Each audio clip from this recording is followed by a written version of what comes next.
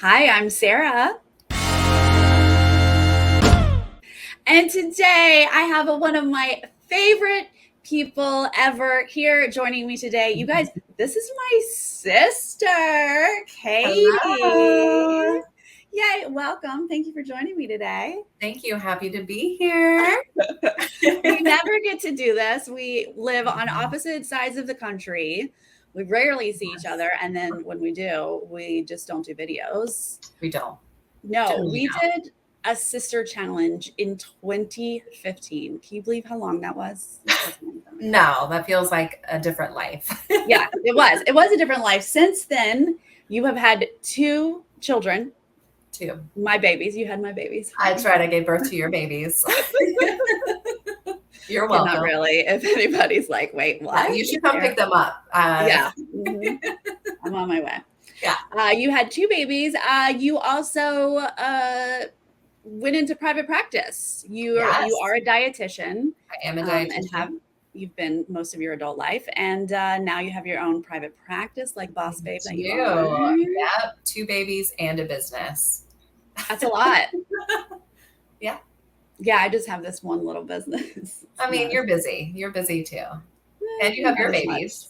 You've got your babies. Whenever I'm like, oh, Katie, I'm so tired, you're like, yeah. I mean, you're not allowed to tell me that, but you're busy. You can still be busy.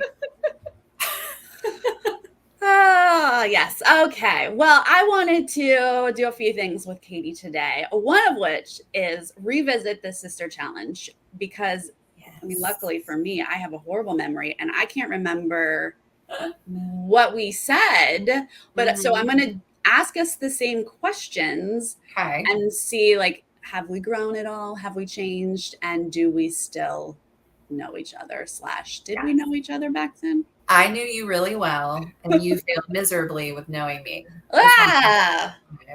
Is that like a classic? I'm the big sister.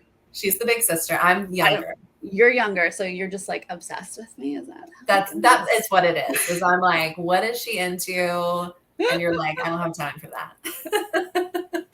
The first question is, what is your favorite movie? Do you know mine? I'm gonna go with Elf. Of course, yes. I also feel like I'm just like an obvious open book about that. You are. I mean, you also publicly display proudly all of your favorite things on video. So it is an unfair advantage that I have. Yes. Because do you know my favorite movie now? Well, I'm going to say this feels very dated. Like, I think at some point this was your favorite movie, but it's probably not anymore. I'm saying Love Actually. Oh, you're closer than you were before. I think the last time you said Harry Potter. And Harry Potter has never been my favorite movie. Okay, but to be fair, you like go to Harry Potter World and have a wand and things. I don't. My husband does. I'm married to someone who is really into Harry Potter. That's who has the wand and who took me to Harry Potter World. I mean, I enjoyed it. Don't get me wrong. Okay. And I like Harry Potter movies. Again, don't get me wrong, but they're not my favorite movie. Okay, you're very close though with Love Actually. It's Pride and Prejudice, which is Keira Knightley is in both. Okay, and that's not super current. I mean, neither is mine, but just checking. No, okay, I think it was. I've never seen that movie. Sarah, you need to put it on, have a glass of wine, and just get into it. It's poetry in film. Is it? Okay. Yeah. All right, I'll get to that, you guys. All right, second question. Speaking of have a glass of wine while you watch a movie, what is your favorite alcoholic beverage? I think you're gonna get this one. Am I guessing first, or are you guessing first? Okay, I'll go. I think we'll try to alternate. So I will say that your favorite beverage is gin. Yeah, actually. But I will say, with a caveat, you love wine, specifically white wine. Okay, so those I would say top two. Yeah, you're not wrong. You're not wrong. Okay. Yeah. My like go-to would probably be white wine. Because we can't drink gin all the time. I don't feel like I should have gin most days. Like I do my white wine. We can get away with white wine.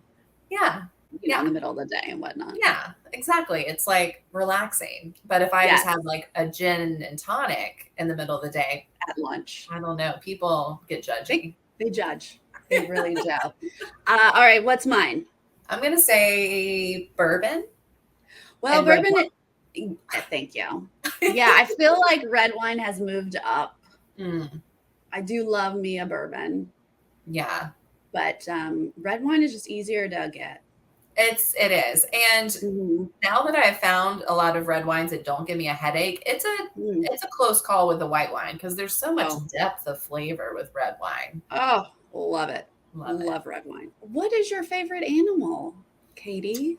But no, don't answer it. Tell me what my favorite animal is. That's right. Your favorite animal, I'm going to say pig. Yes! I have been in love with pigs since I was a little child. There's no way Katie was going to get that wrong. No way. Again, I'm very loud about it. Well, and you had a pig, which a lot of people don't have pigs. They're so cute. Eli, right? Eli. Mm-hmm. Look at you. You remember. It's harder for me with you because you don't even own any animals right now. But I'm going to say cat because you have had cats. You just gave a face. You love cats. I do like cats, but no, they're not my favorite. I've had cats. I'm not like horse. Probably dolphin. Probably a dolphin. Yeah, like we're getting into like so maybe it doesn't help that I'm not sure what my favorite animal is. That's not helpful at all. I love animals. Remember, I was going to be like a marine biologist. Yes. I was going to be a vet. I love animals, so it's hard for me to pick. I don't have a clear winner. Okay. I would say it's not cats, but I don't hate cats. I do like cats. But I mean, like if I had to choose between a dog or a cat, dog, hands down. Oh. Sorry, cat lovers. But yeah, I love like a dolphin, a whale. I love those big ocean mammals. Okay. Well, that's true to how you were as a kid. You loved them as a kid. So you've stuck with that. So, okay. Got that. All right. What is your biggest fear? I'm going to start with you. I could not figure this out for you. I feel like you have no fears. I was like listing things that I'm afraid of. And then I was like, Katie, you've jumped out of a plane. Like you have tattoos. Like you do all the scary things that I don't want to do. And I feel like you're like the bravest person in the world. This is very hard. Are you scared of like snakes or something like that? No. I don't feel like you're scared. You're not scared of like spiders. No. Palmetto bugs though. Well, those are just gross. But flying, I'm terrified. Oh my God, that's so true. I do know that. Terrified. I'd rather jump out of a plane. Yes. Than like stay in the plane. Like, does that make any sense to anybody? No. Oh my God, that's so true. You like get freaked out when you get on an airplane. Yeah. Like I'm legit breaking out in a sweat. When the plane levels out, it's nosediving to me. I'm like, this is it. It's going down. The poor person next to me is probably just doesn't know what's happening. That or people being mad at me. That's my other greatest. Oh my God, that's true. Oh, Katie, such a people. That's too personal though for this. Yeah. We're getting into stuff. We don't need to get into that. It's just know that it's there. Okay. That's right. But flying would be my big flying. That's right. Okay. You should know mine because it's been all my life. Oh, see, this is tough. We have risen above our fears. I know. Your biggest fear, snakes? No. Oh. I don't care about snakes. Oh.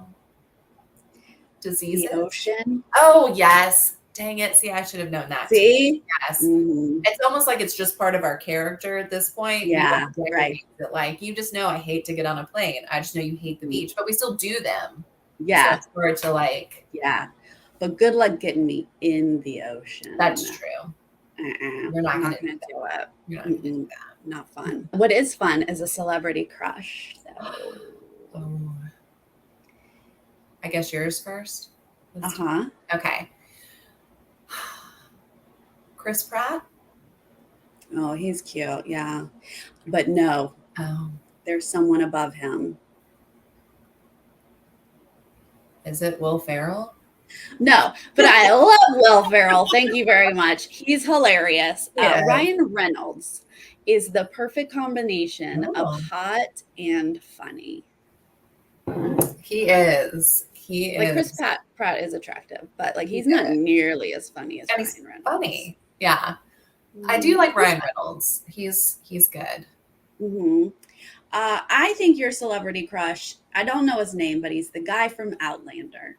I think that's who I said last time. Oh, really? Yes, because that was when like season 1 Outlander was out, and Oh, you were he very was into my him. celebrity crush. He's not anymore. Okay. I don't know. Season 1, Jamie has just been hard to Mhm. top. That was his character. Mhm. Sam Hewen is his name. Okay. Lately, oddly enough, is I love Tom Hardy, Oh. like a brooding guy, because my other celebrity crush is also a very brooding guy. I never say his name right. Killian Murphy, the guy from Peaky Blinders, who plays Oh, yeah. Thomas Shelby. Uh-huh. Yeah, I So, think that's how you say his name. yes, he's just dark and brooding and very handsome. Yeah. I've seen a picture. He's attractive. He's I, very attractive, and he's I don't got the watch him. accent going. Oh, So I do like an accent. I It's true. do, yeah, both of them, because Sam Hewen, also a man with an accent. So Ooh, yeah, love it. love it. Accents are nice. All right. Well, speaking of accents, what's the next place you want to visit? I'm going to say you, which this might be cheating because you have a trip. Well, I don't think it's booked, but you've been planning this trip. So I'm going to say the next place you want to visit is Italy. Yes. Yep. Yeah, I've been to Italy, but we've never been to Tuscany. That's on the list for probably 2024, mainly for our kids. I don't Yeah. really want to tote a 2-year-old to Italy next year. So I'll probably wait till he's Sounds good. 3. Mhm. Leona's a little bigger. Yeah. Yeah. Tuscany, the wine country. Oh, yes. Yep. That sounds delightful. What's the top of my list? Where do I want to go? I'm going to say Ireland. Yes. Yeah. God, it's been on my kind of list for a long time. It has. I think this was on the list in 2015. Yeah, Um, probably. and aren't y'all going somewhat soon? Like it's kind I of on mean, your agenda as well. it is on but it's been on our agenda and we don't have a time slotted for it. We just need to make it happen. But a pandemic happened instead. Oh, did it? Was that? And Oh, so that's I right. think a lot of travel plans got put on hold. Yeah. Well, you I'm could not come sure. to Tuscany and then just Mhm. quick hop on a train, then a little boat, and you're Yeah. there. We've never been to Italy. I'll Mm. take any part of Italy. You would love it. You think you like red wine? I love it. Yeah, did you watch the Italy show with Stanley Tucci? No, but I want to. I don't. Yes, watch it. Where? What is it on? What? I think it was on on the CNN, but it aired on one of the streaming networks. I'll look, maybe HBO. Oh, I couldn't find it. So if you find it, let me know because I I'll really look. want to watch it. Yeah, I'll have to find where that was. CNN is Warner Brothers. It should be HBO. Okay. Maybe they took it down. Yeah. But it made me like, Italy is, you want to go there for sure. But then you watch that show and you're like, I have to go there. You have to go.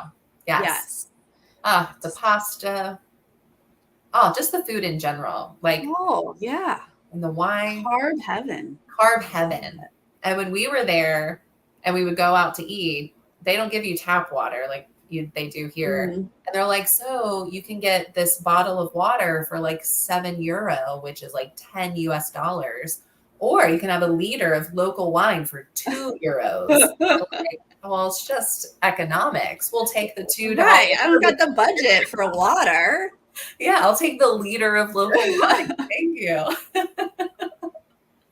Okay, well, we're talking a lot about food. Our last question here is, what would you want for your last meal? Last meal on earth. So I got to guess yours. I have no idea. I'm going to say like I do sushi. Oh, that would be like my next favorite Okay. meal. After the one that I got wrong. Yes. I'm going to say like a Southern, like biscuits. You're thinking way too complex here. Oh no. Okay. But that does sound good. I would like sushi with a side of biscuits. But no, what I really was going to answer was French fries. Oh, I was overthinking it. Yeah. Plate of French fries. I mean, just like, if you just give me a plate of French fries, I am in heaven, and that's all I need. Yeah. Okay. Delicious. Actually, I was going to say sushi for you. Yeah. For Is sure. that true? Yeah. Yay. Or a plate of mashed potatoes. I mean, for real. Potatoes in any form. It's true. Yeah. Have got to be my favorite. They're so good. We often do sushi together when we are able to see each other. I would say almost every time. Yeah. We're like, let's do a sister dinner. Where should we go? Sushi. Sushi. Yeah. That's a solid sister date night. Oh, such a good date night. Well, we've talked a lot about food. Yes. Which is kind of your jam because you are a dietitian. Now, the first thing I've learned since you became a dietitian is that most people don't even know that dietitians exist or what they are. They don't. Yes. You are like a nutritionist, but with actually schooling. Yeah. So the big difference, and I actually get asked this all the time, is what is the difference between a dietitian and a nutritionist? Yes. And a dietitian is a legally protected title. Anyone in the country who is a registered dietitian all have a degree in dietetics, completed a very long internship program, took the same board exam, have to do continuing education hours. So we all have completed the same training expertise. We are all considered nutrition experts in our field. Whereas a nutritionist is not a protected title in most states. So it varies wildly what can be a nutritionist. So I am a licensed nutritionist in North Carolina where I live, but someone could take a weekend course in whatever and call themselves a nutritionist. So some nutritionists are highly trained, lots of skills, some very little training, should not be giving out nutrition advice, but there's just no way to know. It's not protected like a dietitian title is. Right. Some people just have an Instagram account and say, and are like, I'm a nutritionist, and they're not. So, gotcha. And give out really bad information. So pay attention to the schooling, pay attention to the letters, you guys. Don't just be taking advice from anybody on the internet. Yes. Just because someone posts it doesn't mean it's true. Except if I post it. Oh, okay. Well, because you have the credentials. But I've got letters. I got like some letters with my name. That's right. She does. She has lots of letters after her name, you guys. It's very fancy. Oh, so fancy.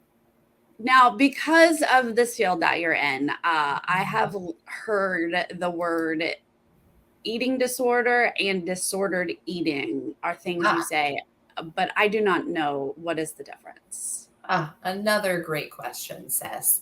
So that is my specialty. So dietitians will find specialties. There's some who are like diabetes educators, some who do renal, oncology. Mine is eating disorders and disordered eating.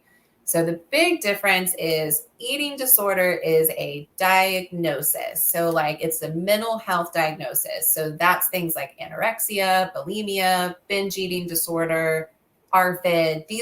There are criteria. A doctor can diagnose you with it. They're in what's called the DSM, which is like a diagnostic manual. Whereas disordered eating is more of a spectrum of ways that we relate to food that might be problematic, but you don't have like a full eating disorder. So a lot of things can be like dieting that kind of gets out of hand, food rules, some types of like body dislike, things that can be problematic in how we relate to our food and body, but you don't fall into like a diagnosed eating disorder. It's very common to hear people say, oh my God, I ate so much this weekend. I have to make up for it this week. Or I had dessert last night, so I have to like juice fast or something the next day. That's more like disordered eating. Yeah. So, I mean, if it went on and on and on and caused lots of problems, maybe it would fall into an eating disorder. But yeah, more of the mainstream things that you see are more disordered eating patterns. And I use a lot of them in my work because I have a lot of clients who have disordered eating patterns, but they don't have an eating disorder diagnosis. I gotcha. Well, I found some statistics that are shocking. I'm sure. It says that 28.8 million Americans will have an eating disorder in their lifetime. Yeah. 81% of 10-year-old children are afraid of being fat. Yeah. That's young. It's so young. Yeah. And honestly, we're starting to see research coming out that girls as young as 6, that's when we really start to see dislike of body. 6. That's too young. That is too young. That means that it is surrounding them, because it is surrounding them. Young kids don't know that. No. Like innately, they're hearing that somewhere. Exactly. We are not born hating our bodies. That is a learned behavior. In college campus survey, 91% of the women admitted to controlling their weight through dieting. That's basically everyone. Basically. Yeah. That's why there's a very full dietitian schedules who work with eating disorders and disordered eating, and not enough of us, because there are so many people who struggle with it, and it's everywhere. That is shocking. Why is this such a problem? Like what is going on here? Well, I think you kind of hit the nail on the head when you were saying it's everywhere, because it is everywhere. And I like to think people are very well intentioned, but the message that is just out there everywhere is that there is good food and bad food. There is healthy food and unhealthy food. Thin is healthy, overweight, unhealthy. You see it in marketing, you see it in shows, advertising, commercials. Social media is a huge player in that. It is constantly showing very small, inaccurate, usually snippets of people's lives and bodies. And so we are all day long bombarded with these signals that there is a specific way to eat, a specific way to look, and most of that does not create healthy habits for people. Now, you mentioned good foods, bad foods. I hear eating clean. What are those foods? Are you saying that that's not a thing? I am saying that's not a thing. So what? I come from a non-diet, all food fits model, which gets a lot of flack from some diet culture people when they hear that. And what a lot of people hear when I say things like that is like, oh, you just think people should eat like fried food all the time and blah, blah, blah. And that's not what I mean.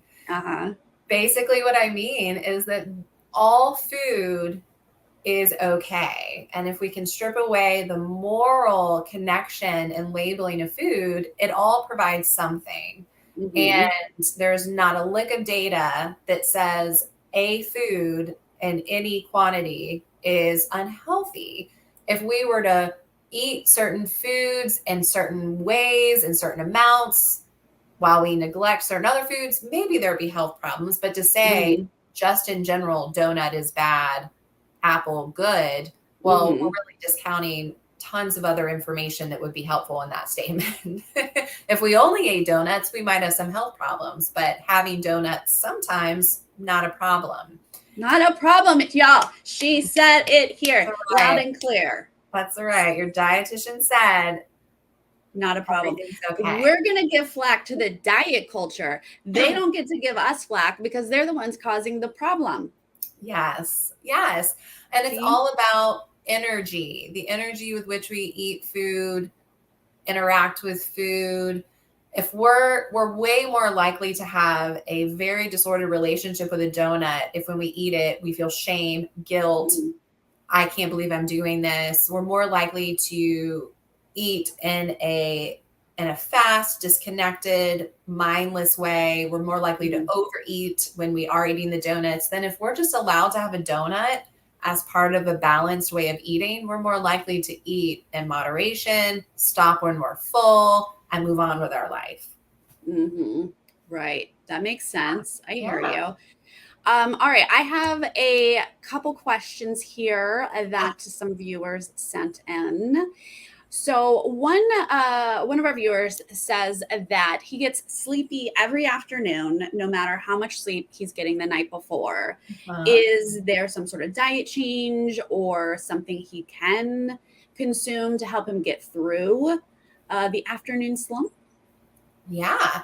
So it's a little tricky to answer without more information. Okay. In general, though, when I get this, the first thing I would check in about is what is your food intake like leading up to the afternoon? So are you getting a balance of nutrients at breakfast and lunch? So do you get protein? Do you get carbs? Is there maybe some fat in there? If you aren't, we would first correct that. Like maybe that we need to get a little bit more food in general in the first part of the day. Maybe we need a little bit more balance in what we're eating. Also, the natural circadian rhythm, we kind of slump in the afternoon and we might just need a snack. It might just be time. And I would recommend that we have a snack that consists of a carbohydrate. So like crackers, fruit, some pretzels, anything like that, and pair it with a protein. So cheese, nut butter, hummus, something like that that gives you a little bit of fat or a little bit of protein paired with a carbohydrate. So we get quick energy from our carb, long lasting energy from our fat and our protein, give you a little bit of afternoon pep. Okay, that's good advice. And then also, if you're just having coffee for breakfast, I can't imagine that's good. No. And that's usually what I discover when I have clients with a similar thing is they're like, well, I had just coffee for breakfast and then I had like half a bagel for lunch. And so they just aren't getting enough to eat. That's not going to sustain you through the day. No, we actually. Yeah. This is advice that I hear from my sister all the time because I am someone who just has coffee for breakfast. And she's constantly telling me that's not breakfast. Correct. So we're all learning, guys. It's a journey. We're all doing the best we can. Another question that was sent in was this person has said that their doctor told them that their BMI falls into the overweight category. What diet do you suggest? The BMI chart. Yes. Don't even get me started. No, get started. Okay. So my view on the BMI chart is that it is very outdated and useless information if that's all we have to go on. So it does not accurately represent really much going on with your health until we get at vast extremes of the BMI, like super low or super high. Sure, there's probably some health concerns happening, but for most of the BMI scale, if we don't have other information like labs, heart stuff, blood pressure stuff, how, cholesterol levels, we don't really know much based on just a BMI. And there's a really great push for bringing in this health at every size movement, which talks about just someone's body size does not tell us if they're healthy or not. And that is what I would tell that person is you may not be unhealthy. There are different body sizes and there are supposed to be different body sizes. And we have small bodies, we have large bodies, we have medium-sized bodies, and that is biological. And we can be healthy and unhealthy in a small body, and we can be healthy and unhealthy in a large body. And so if someone comes to me and they say, I was told to go on a diet by my doctor because of my BMI, one, we would see if there's anything else going on. If all the labs are fine, then maybe you just live in a slightly larger body. Not a big deal. If there is something going on, then I still don't come at it from a weight loss perspective, but from a balancing of nutrition, having a good relationship with nutrition standpoint. And if your body has some weight that it needs to lose, that will happen. But if we're just weight focused is when we tend to use diet methods to take that weight off. They're usually not sustainable and can create their own set of problems. Right.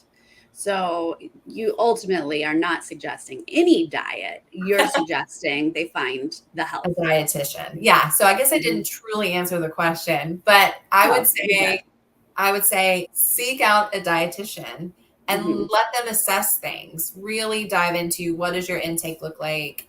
Get some labs drawn, see if there's actually anything wrong. Right. It's kind of crazy to think that someone has to seek out a dietitian for a lot of different issues, because doctors aren't necessarily trained in this, and they don't usually give you advice on how to adjust your diet. My mother-in-law has recently been just trying to figure things out on her own because her doctor isn't giving her any of this information, and it's it's on our shoulders to then go find someone who was trained in this world and who can help you through different health situations. For sure. And again, I love doctors. We need them in this world. Any doctors listening, I respect your profession. Of course, of course. And doctors don't usually have to take nutrition courses, or if they do, it's usually one. And so they don't really get a ton of nutrition education and backgrounds.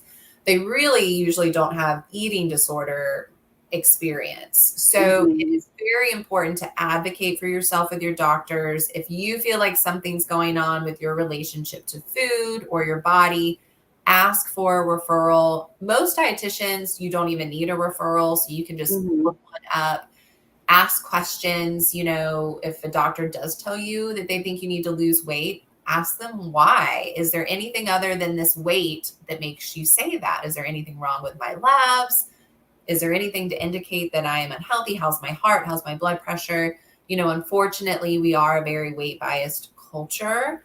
And so that will be reflected in a lot of medicine. And so we really have to advocate for ourselves, look for people who have training in the areas. Mm-hmm.